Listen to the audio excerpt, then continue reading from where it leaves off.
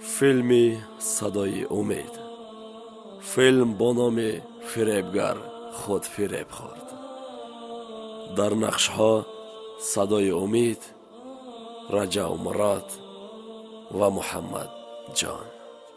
فیلمی کوتاه و تربیوی.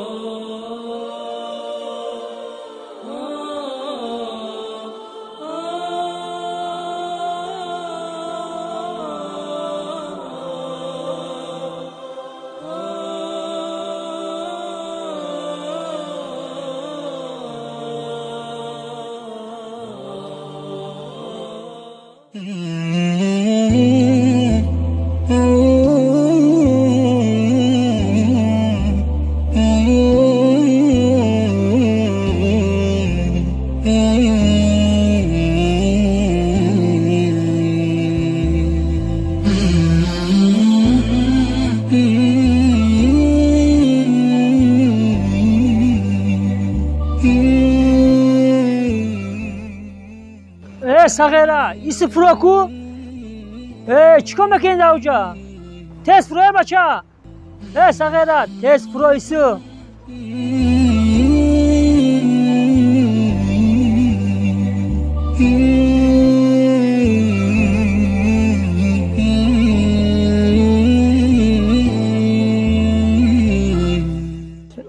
صغیره تو اشخانه چیکار میکنید تو هیچی نه گرسنه ماندم هیچی نداشتم همین نانم رو در دود اوقاتتان داغ کرده خوردم تز پولش رو سپور من تنها در دودش موندم فرقش نیست و دودی اوقاتی من بود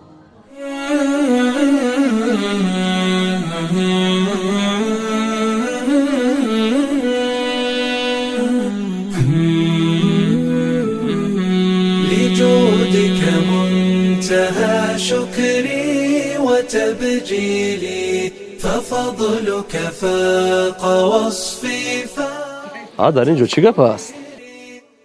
کاری خطا که به حال دیونه اکاجان این مرا مجبور کرده است که پول ده با کدام سبب از تو پول طلب کرده ایستاده است؟ اکاجان من هیچ چیز نداشتم خورم همین نانم رو بر دود اوقاتش گر کردم خوردم برای این از من پول طلب دارد تصدیق نشو پسر جان، من سومش رو میدهم. محسومت رو گیر.